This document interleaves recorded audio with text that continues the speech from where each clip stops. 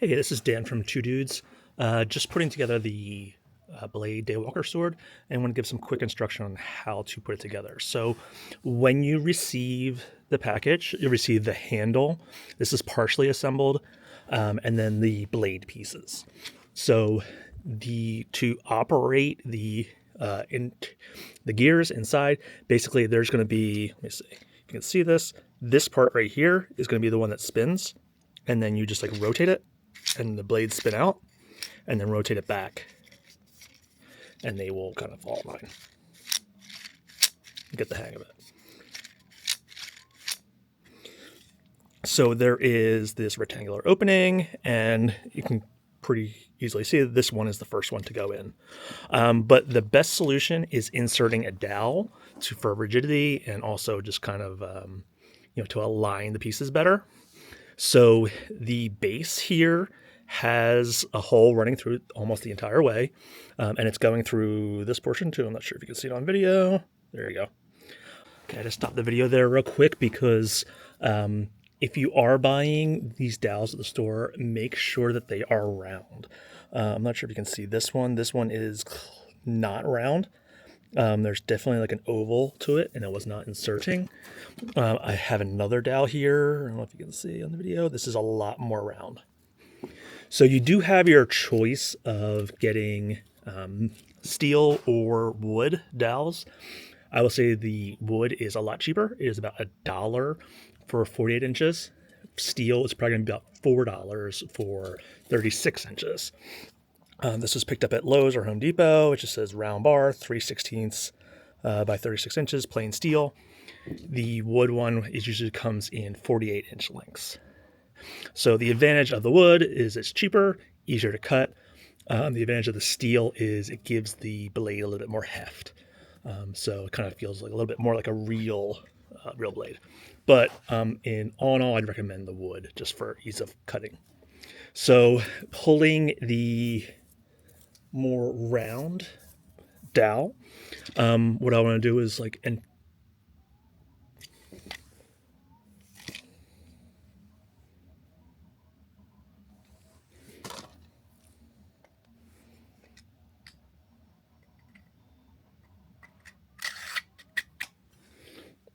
okay, so I just put this dowel in. The wood one was not inserting too well. Again, some of them are not round, especially on that 3/16 is pretty narrow. All right, so I have this entered here. What you would want to do is then put in the different pieces. So I want to take off that tag that said 3/16 round steel, and I would slide in the pieces. And this is kind of just like a first set to kind of see how it looks. I'm not gluing anything in yet.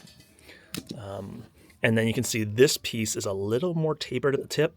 So this is going to be the third piece.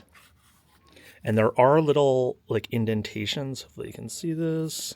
It's not focusing very well. Still not focusing. But there are indentations that align better. And then what you'd want to do is get the last piece, and you can see that it is not fully, so 36 inches is too long. So this would need to get cut down. I'm going to go measure this, and you can see how much to cut off.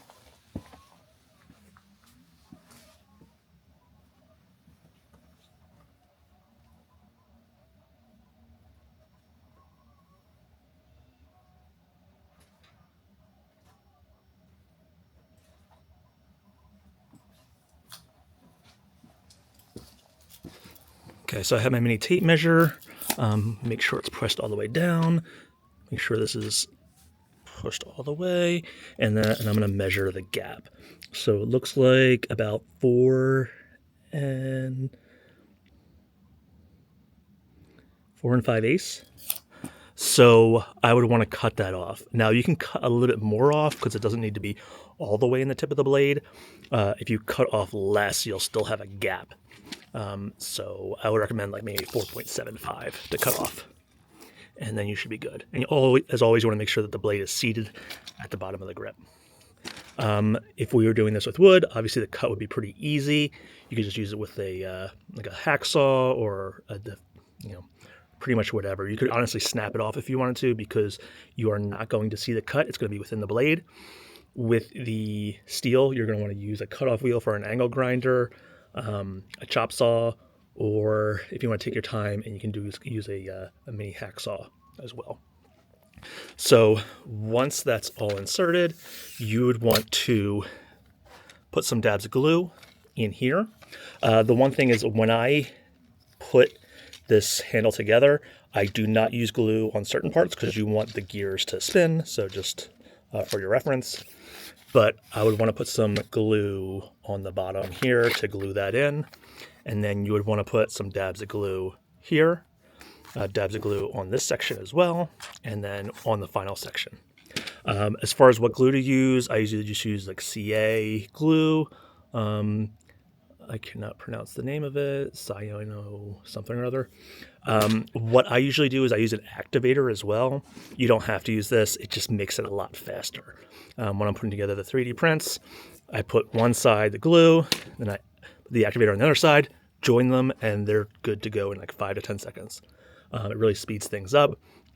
But if you have some time, I would honestly you can do without the activator and just put some CA glue on the each piece. I would love to clamp them, but if you can't, just kind of hold pressure for 30 seconds to a minute to get like that bond. Then they should be good to go. So that's pretty much it. Once you get that cut to length, glue the different pieces together, and then you should have the functioning sword with the blades coming out. All right, if there's any questions, please feel to reach out with me on Etsy or email. It's 2dudes3dgoods@gmail.com. All right, thanks, bye. Etsy or email. It's 2dudes3dgoods@gmail.com. All right, thanks, bye.